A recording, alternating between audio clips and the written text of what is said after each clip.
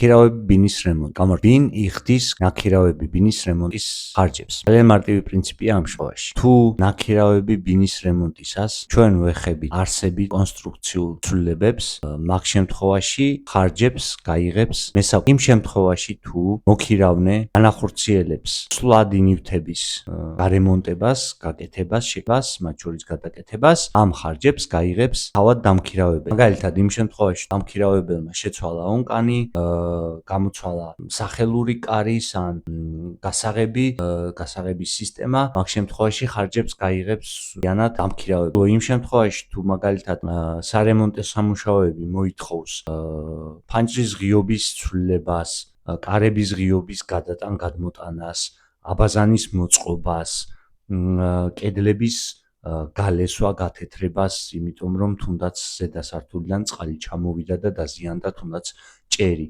მაგ შემთხვევაში უკვე ასეთ ხარჯებს გაიღებს მესაკუთრე.